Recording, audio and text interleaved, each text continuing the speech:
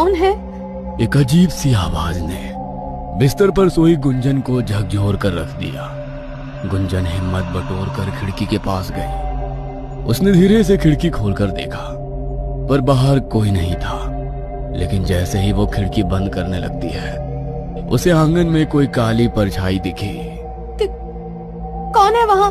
ये कैसी आवाज है? गुंजन को अब हल्का हल्का डर लगने लगा और वो खिड़की से पीछे हटने लगती है। लेकिन तभी उसे ऐसा लगा कि कोई उसकी पीठ के पीछे खड़ा है। उसने तुरंत पलटकर देखा, पर वहां कोई नहीं था।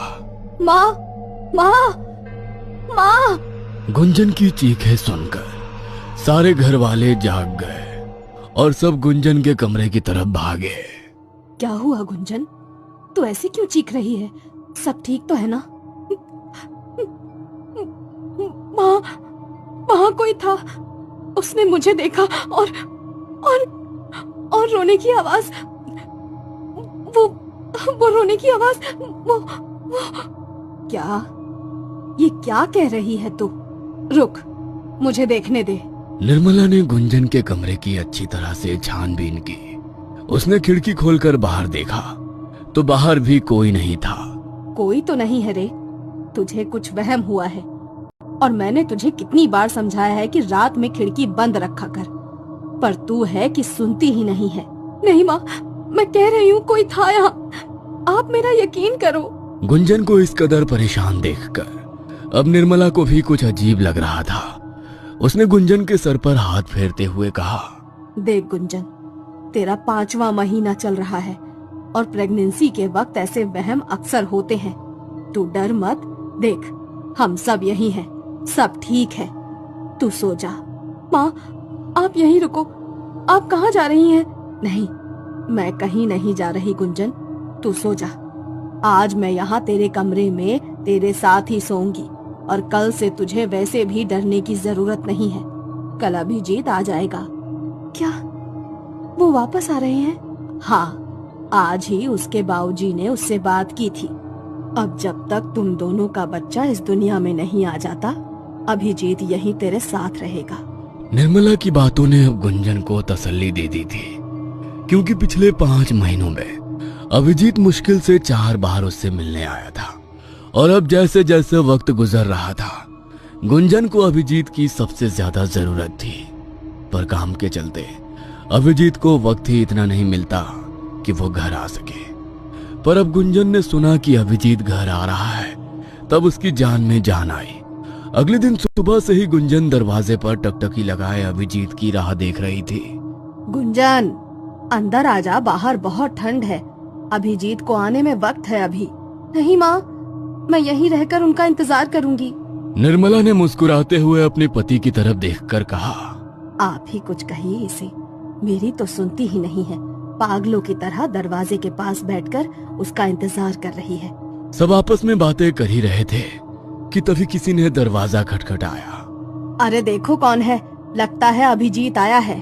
गुंजन ने जैसे ही अभिजीत को देखा, वो भागकर उसके पास गई और उसके गले लगकर रोने लगी। अरे पगली, अब तो रो क्यों रही है? अब तो मैं आ गया हूँ ना, देख। अरे लल्ला, सुबह से तेरी राह देख रही है, ना कुछ खाया है ना पिया है। अब तू ही समझा इसे। ठीक है माँ, अब मैं आ गया हूँ ना, अब सब संभाल लूंगा। अभिजीत के आने के बाद से ही गुंजन के चेहरे पर मुस्कुराहट आ गई थी। अब उसे बीती रात के बारे में कुछ भी याद नहीं था। और अब सारा दिन अच्छे से बिताने के बाद फिर रात हो गई। अभिजीत और गुंजन सोने चले गए थे और रात का वही कुछ 12 बज रहा था। तभी एक आवाज से गुंजन की नींद टूट गई। कौन है? कौन है? माँ, माँ आओ ना मेरे पास। माँ। गुंजन के कानों में बार बार एक बच्चे की आवाज गूंज रही थी, जैसे वो उसे अपनी तरफ बुला रहा हो। थोड़ी देर बाद ही गुंजन को एक परछाई दिखी और वो उसके पीछे पीछे चल दी। उस वक्त गुंजन अपने होश में नहीं थी। वो पागलों की तरह उस परछाई के पीछे चल रही थी और चलते चलते वह घर के आंगन में पहुंच गई। तभी उसका भ्रम टूटा और उसकी आंखों के सामने जो था उसे देखकर उसकी चीख निकल गई। बचाओ, बचाओ, ये लाल कदमों के निशान, ये खून। चीखते चीखते गुंजन वहीं आंगन में बेहोश होकर गिर गई। जब सारे घर वाले बाहर आए और उन्होंने इस तरह गुंजन को बेहोश पड़े देखा तो सब हैरान रह गए। गुंजन, उठो, क्या हुआ तुम्हें? उठो गुंजन। लल्ला, तू तो उसके साथ ही सोया था ना, फिर ये यहाँ कैसे? मुझे नहीं मालूम माँ, गुंजन बाहर कब आई? मैं तो सोया हुआ था। अब छोड़िए ये सब, पहले इसको अंदर ले चलते हैं। सब गुंजन को कमरे में लाकर उसे होश में लाने की कोशिश करने लगे। थोड़ी देर बाद जब गुंजन को होश आया तो फिर वो उन्हीं लाल कदमों के निशान के बारे में बात कर रही थी। वो लाल निशान, वो खून, वो बच्चा। क्या कह रही हो गुंजन? कौन सा बच्चा, कौन से कदमों के निशान? कुछ नहीं है यहाँ। और तुम इतनी रात गए आंगन में क्या करने गई थी?